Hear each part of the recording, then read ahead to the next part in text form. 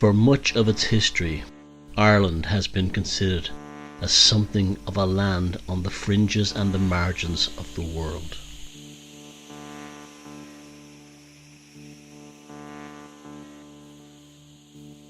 Nestled on the edge of the continent, it represented the end of Europe and the beginning of the unknown, which lay to the west among the vastness of the Atlantic Ocean.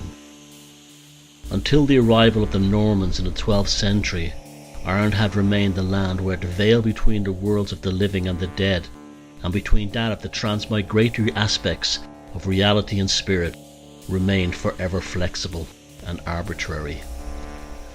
Until very recent times, Irish folklore was filled with tales of fairies and other non-human entities which were always just outside the perception of everyday mortals.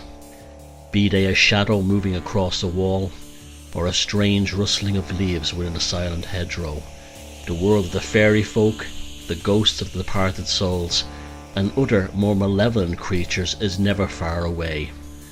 Ireland exists to remind us all that high strangeness remains a fact of life. The very Irish landscape itself, with its ruins and ancient temples built by long lost and mysterious people, forever remains a suitable backdrop for the legends and folk tales which take place among their haunted stones.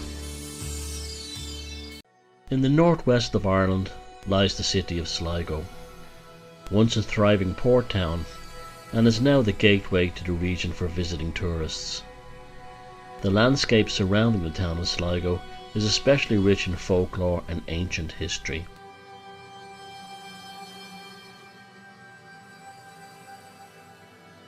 Situated in a housing estate on the outskirts of Sligo is Ireland's oldest roundabout, built nearly 6,000 years ago.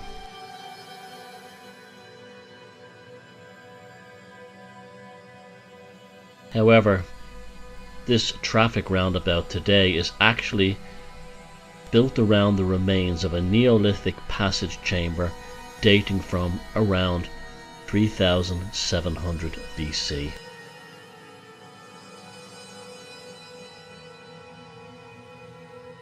Today, the site now consists of 44 boulders arranged in a circle with a diameter of 23 meters.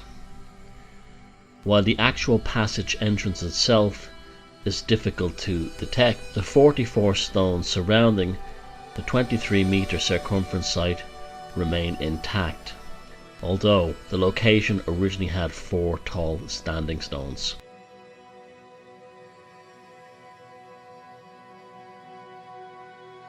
When the chamber was excavated in 1888, apart from some wolves' teeth, not much else was discovered.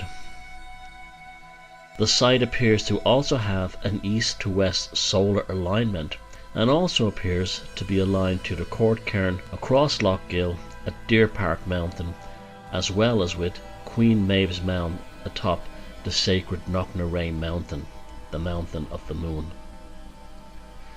suggesting that the same culture was responsible for the vast megalithic heritage in and around this part of Sligo.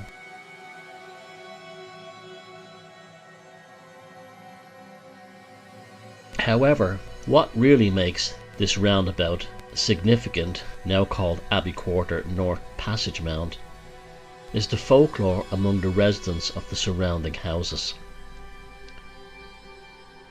The houses themselves were built in the 1940s, and so as to not incite the fairies, rather than any historical preservation imperative, the local council placed the circular passage mound in the centre of a traffic roundabout. Almost as soon as the new residents moved into the houses, reports began of strange experiences involving the fairy mound. People would claim that when crossing the circle of standing stones, they would find themselves exiting the circle at a different location than the one which they had intended to use, and often with unusual time differences and anomalies being reported. People and animals would cross the circle and claim to simply vanish and appear in another part of town. very soon the locals were in no doubt that they were living in close proximity to the fairies.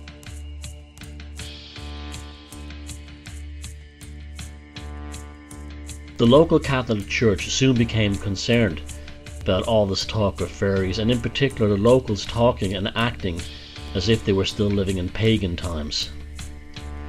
So, to address this, in the holy year of 1954, a stone crucifixion scene was erected at the site.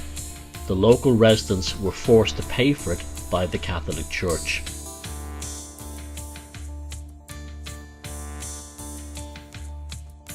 Amazingly, the church had wanted the original monument removed, but fear among locals meant that they could not get anyone to do the work of removing it.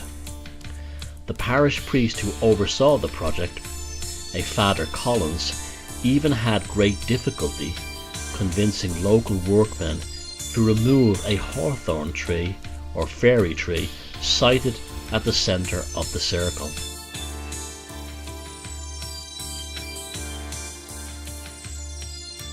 Despite some residents complaining of dire retribution by the fairy folk for doing this, the tree was cut down and the monument went ahead.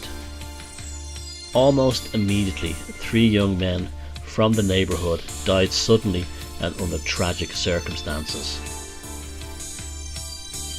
Locals were in no doubt that the fairies were responsible.